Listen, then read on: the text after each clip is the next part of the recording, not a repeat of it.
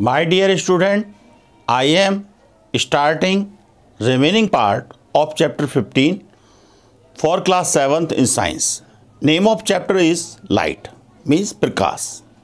In video 3 we study the following points. तो सबसे पहले we take a rubber ball, एक रबर की गेंद ले लेते हैं क्योंकि इसका आकार स्पीयर होता है, and cut A portion of it with a knife, और चाकू से इसे काटते हैं, और ए हैक्सॉ यानी हैक्सा ब्लेड का मतलब होता है आरी, वो आरी से काटते हैं। मतलब गेंद ली हमने और उसको आरी से या किसी चाकू से काटा। The inner surface of the cut ball is called concave and the outer surface is called convex. जो अंदर का जो भाग है बॉल का उसे कॉनकेव कहेंगे, और जो आउटर सरफेस है उसे कॉन्वेक्स कहेंगे। तो देखिए जरा यहाँ ये बॉल ली हमने, इसको हमने आरी से काटा जिसे हैक्सा ब्लेड भी बोलते हैं, और काटने के बाद ये दो भागों में बढ़ जाएगी बच्चों, इस तरह से। ये वाला जो अंदर का भाग है वो कॉनकेव सरफेस होती है, अंदर की ओर धंसा हुआ भाग जो है, और जो उभरा हुआ भाग है वो कॉन्वेक्स सरफेस कहलाती है। तो एक sphere mirror is a part of sphere. इससे हम कह सकते हैं कि जो स्फीयर मिरर होते हैं वो किसके पार्ट होते हैं, एक स्फीयर के। A spherical mirror is a part of a sphere. तो जितने भी गोलाकार गोले से लिए जाते हैं, चाहे वो कॉन्वेक्स हो, चाहे कॉनकेव हो, चाहे वो लेंस हैं, चाहे वो मिरर हैं, हमेशा गोले से लिए जाएंगे। ठीक है, आगे चलते हैं बेटा। अब आगे we take the concave mirror. अब हम कॉनकेव मिरर ले लेते हैं। We hold it facing the sun, और इसे सूरज के सामने किया। We try to get the light reflected, और हमने एक प्रयास किया कि प्रकाश रिफ्लेक्ट हो बाय द मिरर के द्वारा, on the sheet of paper की शीट के द्वारा। किस पर ये रिफ्लेक्ट हो जाकर के पेपर शीट पर, और किसके द्वारा, मिरर के द्वारा। We adjust the distance of paper, और हम इस तरह से डिस्टेंस एडजस्ट करते हैं पेपर की, until we get a sharp bright spot on it, और कागज़ पर जब तक कि कोई चमकीला धब्बा ना बन जाए। कहने का मतलब ये है कि जैसे कॉन्वेक्स लेंस के थ्रू हम एक कागज़ को जलाते थे, इस तरह से इसमें भी ऐसा करते हैं, लेकिन कागज़ को पीछे नहीं रखेंगे क्योंकि रिफ्लेक्ट करेगा लाइट को, इसे लेंस के इसके मिरर के सामने ही रखेंगे, और जब तक एडजस्ट करेंगे कागज़ जब तक को कोई चमकीला इसमें स्पॉट ना बन जाए। यानी कि सपोज़ ये कहें कि इसके सामने कोई, मान लो ये कहें कि कोई लेंस है, सपोज़ ये वाला लेंस है, तो इसके सामने हम कागज़ को इस तरह से रखेंगे ताकि उसका एक वाइट स्पॉट ना बन जाए, और इतना कि वो उस कागज़ को यानी कि बर्निंग करना स्टार्ट ना करे। तो आप देखेंगे दैट पेपर यानी कि स्पॉट बन गया। We hold the mirror and the sheet of paper, हम इस मिरर को और इस शीट को जब तक पकड़े रहेंगे स्टडी लगातार फॉर ए फ्यू मिनट, कुछ मिनट तक। वी ऑब्जर्व, हम देखेंगे that the paper start burning, कि कागज़ जलना शुरू कर देता है। लेकिन बच्चों ये जो अभी हमने मिरर दिखाया था ये जो है कॉनकेव नहीं है, कॉन्वेक्स है, इसलिए ये वाला मिरर नहीं, बल्कि हमें कॉनकेव मिरर का ही इस्तेमाल करना पड़ेगा। ठीक है ना। तो दिस ब्राइट स्पॉट, और ये जो चमकीला जो स्पॉट बना है, इस in fact the image of sun, और ये सूरज की इमेज होगा।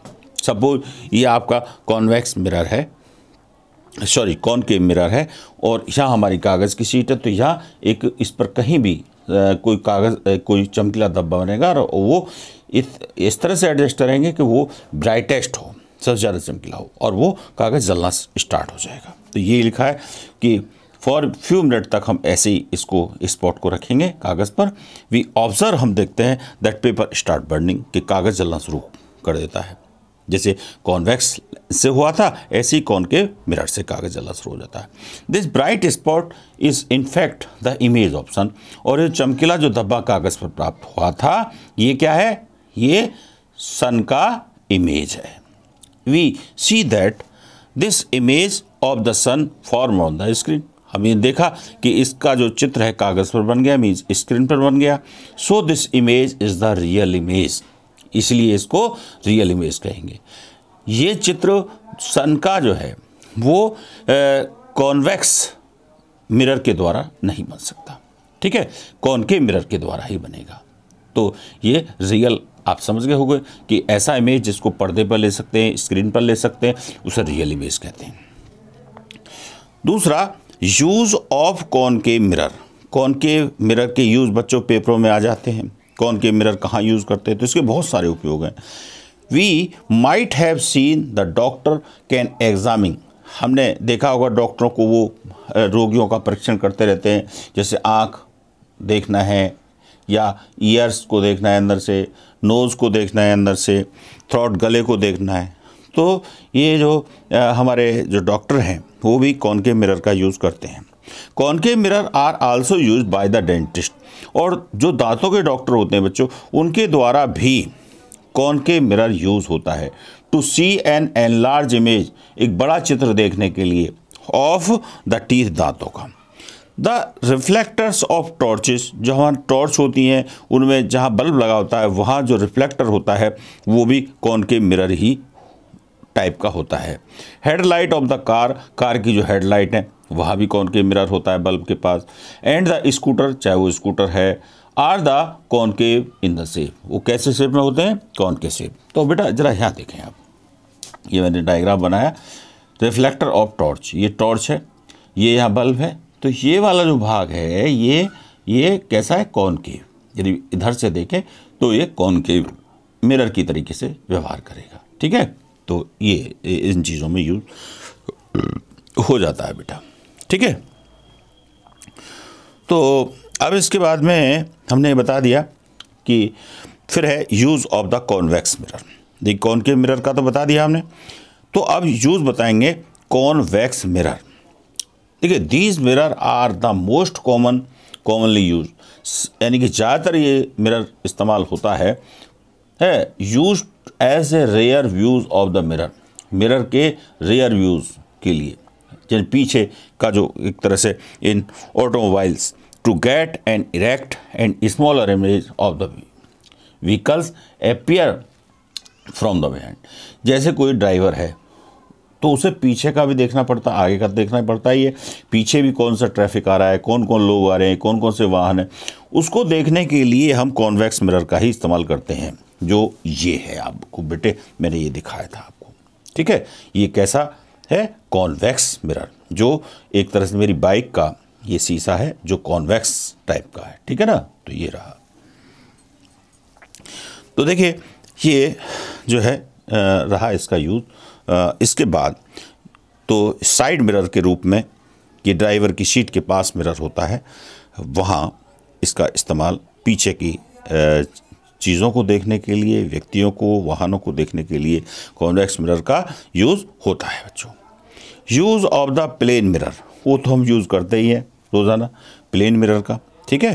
तो प्लेन मिरर जो है बच्चों मैंने आपको बताया, जो आप रोज़ शीशा देखते हो, अपना चेहरा देखते हो जिसमें, ठीक है, वो प्लेन मिरर है, ठीक है। तो use of the plane mirror, plane mirror का क्या इस्तेमाल है, यूज़ एज लुकिंग ग्लास, आप इसे लुकिंग ग्लास के रूप में यूज़ करते हो। एंड फॉर मेकिंग इंस्ट्रूमेंट, और कई बार कुछ आप इंस्ट्रूमेंट भी बनाते हो हैं, सच एज पेरिस्कोप। पेरिस्कोप जो है वो लाइट की डायरेक्शन को चेंज करने के लिए बनाया जाता है बच्चों। एंड कैलिडोस्कोप, जिसमें आपको बहुत सारे रंग दिखाई देते हैं, ऐसा इंस्ट्रूमेंट है। तो इनमें भी इस्तेमाल में, यानी कि लुकिंग ग्लास के रूप में, पेरिस्कोप के रूप में और कैलिडोस्कोप के रूप में यूज़ किया जाता है। 15.6 यानी 6 पॉइंट है आपका, composition of the white light. देखिए इससे पहले मैं आपको थोड़ा सा पहले इसके बारे में बता दूं बेटा कि ये देखिए यहाँ देखें ज़रा, here A concave mirror can form a real and inverted image. एक जो कॉनकेव मिरर जो होता है वो रियल वास्तविक चित्र बनाता है, इन्वर्टेड उल्टा इमेज बनाता है। When the object is place very very close to the mirror, जब वस्तु को इसके बहुत नज़दीक रखा जाता है। The image form is virtual, image जो है वो वर्चुअल हो सकती है, रियल का उल्टा होता है बेटे, इरेक्ट सीधी हो सकती है, एंड मैग्नीफाइड बहुत बड़ी हो सकती है इसके द्वारा। ठीक है, किसके द्वारा? कौन के मिरर के द्वारा। Image form by the convex mirror, अब गुण है, अभी कौन के मिरर की बात बता दी, अब हम image form by the convex mirror की बात बताएंगे। इज इरेक्ट, यानी कि कॉन्वेक्स मिरर के द्वारा जो चित्र बनता है वो सीधा बनता है, वर्चुअल बनता है, यानी कि उसको स्क्रीन पर नहीं ले सकते, and smaller in the size, और साइज में छोटा होता है देन ऑब्जेक्ट, वस्तु के मुकाबले। ठीक है बेटा। अच्छा, फिर आगे the image form by the plane mirror, बात प्लेन मिरर की बात आती है, इसकी तो काफ़ी चर्चा हो चुकी है। सीधा होता है इसमें, वर्चुअल आभासी होता है, and same size as the object, और जितना आकार वस्तु का है उसी आकार का चित्र इसके द्वारा बनता है। The image is at the same distance behind the mirror, यानी कि मिरर के पीछे जो इमेज है उतनी दूरी पर होता है जितना वस्तु मिरर से दूर रखी हुई है। जैसे 1 मीटर रखी हुई है वस्तु मिरर के सामने, तो उसका इमेज भी मिरर से 1 मीटर पीछे ही बनेगा। तो object is in front of it, जितना वस्तु इसके सामने रखती है। अब बच्चों, ये रिफ्लेक्शन, ये एक परिभाषा के तौर पे भी आ सकता है बच्चों, ये सब कि भाई कॉनकेव, कॉन्वेक्स है, ये इस तरह के। फिर है रिफ्लेक्शन, क्या होता है? Bouncing back of the loud, समझे, bouncing back of the light rays in the same medium, उसी मीडियम में लाइट का वापस आना, ये क्या कहलाता है? रिफ्लेक्शन। लेंस क्या होते हैं बेटा? A piece of transparent substance, यानी कि एक ट्रांसपेरेंट पदार्थ होता है, जैसे गिलास होता है, having at least 1 curved surface, इसकी कम से कम एक कर्व्ड सरफेस होती है बेटा।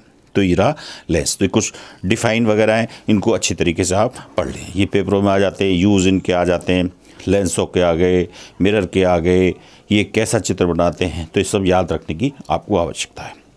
अब जो लास्ट में टॉपिक है हमारे, वो है composition of the white light. जो सूरज का जो प्रकाश होता है बच्चों, वाइट कलर का होता है।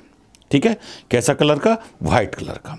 लेकिन हम वाइट कलर का ही इसे ना माने, बल्कि इसमें क्या होता है कि ये अनेक प्रकाशों का समूह होता है। जितने भी लाइट होती है, जितने भी कलर होते हैं, उन सबको मिला करके वाइट लाइट बनती है। ये बात आप दिमाग में भर लें। यानी कि अब बात आती है कि टोटल कलर कितने होते हैं बेटा?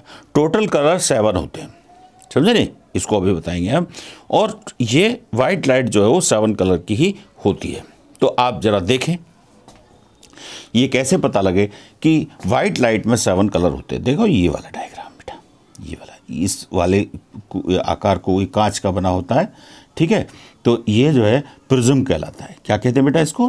प्रिज्म। ये आपको ट्राइंगल टाइप की शेप में लगा होता है, लेकिन पीछे भी ऐसा है, जैसे झोंपड़ी नुमा, हट नुमा होता है इसका आकार, समझे? जैसे झोंपड़ी इस तरह से ऐसी कांच की बनी होती है।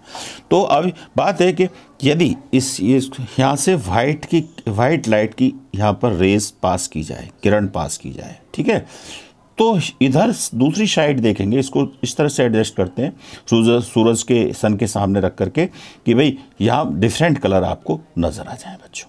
तो ये एक तरह से जो बहुत सारे कलर हैं, ये इसका मतलब ये होगा कि वाइट लाइट जो होती है उसमें सारे कलर होते हैं, 7 कलर होते हैं। मैं भी बताऊंगा इसको, है ना, जो विव-गॉर के फॉर्मूले से इसे फाइंड आउट किया जा सकता है बच्चों। तो अब बात आती है कि इस वाइट लाइट को अनेक कलरों में डिवाइड कर दिया गया, तो क्या ये सारे कलर मिलकर के फिर वाइट कलर देंगे? लेकिन हमको जो प्रिज्म है, सेकंड प्रिज्म, वो इन्वर्ट रखना पड़ेगा, उल्टा रखना पड़ेगा। ये बेटा सीधा रखा हुआ है, ये आपको उल्टा एडजस्ट करना पड़ेगा। आप देखेंगे ये सारे कलर मिलकर के फिर वाइट कलर मिल गया। इसका मतलब ये हुआ कि जो सनलाइट है वो 7 कलर से मिलकर बनी होती है। ठीक है बेटा, तो जरा देखें आप। तो यहाँ आप देख रहे हैं कि सर आइजैक न्यूटन साइंटिस्ट हैं, वाज द फर्स्ट साइंटिस्ट, पहले वैज्ञानिक थे, to study the various component of sunlight, जिन्होंने सूरज के प्रकाश के कौन कौन से अवयव होते हैं उनकी स्टडी की।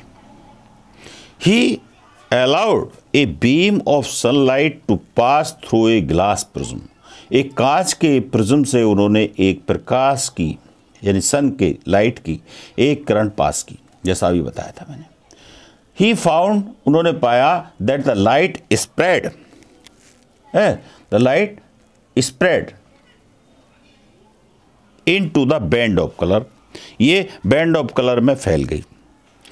Blending these colour together again by using the second prism, तो सेकेंड प्रिज्म के द्वारा इसको हम दोबारा इन्वर्टेड प्रिज्म रख करके दोबारा मिलाएं तो फिर वाइट कलर बन जाता है, जैसा अभी आपको समझाया गया। Newton's obtain the beam of the white light again, white light को अनेक कलरों चेंज किया, बैंड प्राप्त किया और उस बैंड को उल्टा प्रिज्म रख करके दोबारा सफ़ेद लाइट वाइट लाइट प्राप्त की। तो इससे सिद्ध हुआ कि भाई वाइट लाइट जो है वो 7 कलर से मिलकर बनी होती है। अब देखिए डिफाइन भी बन जाती है, the splitting up the white light into the 7 colour, यानी कि वाइट लाइट का 7 कलरों में बढ़ जाना इज कॉल्ड डिस्पर्जन। इसको बेटे याद रखिए, डिस्पर्जन की परिभाषा आ सकती है। And the band of 7 colour, और जो 7 कलर का जो बैंड हमें प्राप्त हुआ है obtain by splitting of the white light is known as the spectrum. इसको क्या कहेंगे? स्पेक्ट्रम कहेंगे। ये जो 7 लाइट का जो बैंड बना है उसको स्पेक्ट्रम, और इस घटना को क्या कहेंगे? है इवेंट्स को क्या कहेंगे? डिस्पर्जन। ठीक है, तो याद रखिए इन दोनों को, दोनों परिभाषा आ सकती हैं। Sequence of colour can be learned, हम 7 कलर कभी कभी भूल सकते हैं बेटा, तो इसको याद रखने के लिए हमने एक वर्ड बनाया है विवग्योर। याद रखिए, ये आपकी बुक में नहीं है, विवग्योर, VIBGYOR। इन सब की हर वर्ड से है अलग अलग कलर बनते हैं। जैसे V4 violet, I4 indigo, B4 blue, G4 green, Y4 yellow, O4 orange, R4 red, which stand for violet. V4 क्या हो गया? वायलेट, I4 इंडिगो है, B4 ब्लू, G4 ग्रीन और Y4 yellow, O4 orange and R4 red. बच्चों इस तरह से 7 colour आप कभी भूलने के भी नहीं है, तो वाइट लाइट में ये 7 कलर पाए जाते हैं। अब रेनबो, जिसे इंद्रधनुष कहते हैं, रेनबो, इंद्रधनुष। बच्चों कभी कभी बारिश होती है और हम देखते हैं कि कुछ कलरों का बैंड हमें प्राप्त होता है, अनेक कलरों का बैंड हमें प्राप्त हो जाता है बच्चों। तो ये कैसे? The rain drops some time act like the tiny prism. जो रेन ड्रॉप होती है, वर्षा की जो बूंदें होती है, वे छोटे प्रिज्म की भांति व्यवहार करती हैं, छोटे प्रिज्म की भांति व्यवहार करती हैं। They can also scatter the sunlight, और वो सूरज के प्रकाश को फैला सकती हैं, पासिंग थ्रू देम, जो उनसे होकर गुजरता है, इनटू द वेरियस कलर, अनेक रंगों में। द कंबाइंड इफेक्ट, और इसका जो संयुक्त प्रभाव है, of thousand of rain drop, क्योंकि रेन ड्रॉप हजारों होती हैं, located at the same angle, जो सेम एंगल पर स्थित होती है, मेक ए कंप्लीट रेनबो, एक पूर्ण रेनबो इंद्रधनुष बनाती है। समझे नहीं? तो ये कहा कि भाई जो वर्षा की जो बूंदें हैं वो छोटे प्रिज्म की भांति व्यवहार करती है और सबका मिला हुआ रूप क्या बनाता है? रेनबो, इंद्रधनुष। टू सी रेनबो, इंद्रधनुष देखने के लिए, we should stand such that the sun is behind us, कि सूरज इन सबको देखने के लिए यानी कि सन की अपोजिट डायरेक्शन में रेनबो बनता है। तो सन के तो ये कह रहा है कि to see the rainbow, rainbow देखने के लिए we should stand such that, हमें ऐसे खड़ा होना चाहिए the sun is behind us, कि सूरज हमारे पीछे रह जाए, and low in the sky, और आकाश में we try to stand on the top of a step ladder directly above the sprinkler, जहाँ झरना वगैरह होता है थोड़ा थोड़ा, तो वहाँ हम लैडर वगैरह पर खड़े होकर के देखें, तो वी विल सी, तो हम देखेंगे the full circle of the rainbow, rainbow का पूरा घेरा देखेंगे, पूरा गोला देखेंगे, in the spray below it, जहाँ एक तरह से झरना है, छोटी छोटी बूंदें आ रही हैं। अब ये तो बात समझ में आ गई कि भाई इंद्रधनुष आप सब कभी कभी देखते हैं, ये हमेशा ऐसा होता नहीं है, लेकिन कभी कभी आप रेनबो का निर्माण हो जाता है। देखिए, अब देखिए न्यूटन्स डिस्क, न्यूटन्स डिस्क, बच्चों न्यूटन डिस्क किसे कहा गया है? ये तो बच्चों मैंने रेनबो बनाया है, इंद्रधनुष बनाया, आप देख रहे हैं अलग अलग कलर्स हैं इसमें, देखिए रेनबो। और न्यूटन डिस्क क्या होती है? यदि हम एक सर्कल बना लें, क्या बना लें? सर्कल बना लें, ठीक है, और इस सर्कल में अलग अलग कलर भर दें, तो ये न्यूटन डिस्क कहलाती है। क्या कहलाती है? न्यूटन डिस्क, न्यूटन डिस्क कहते हैं इसको। अब इसके बाद बच्चों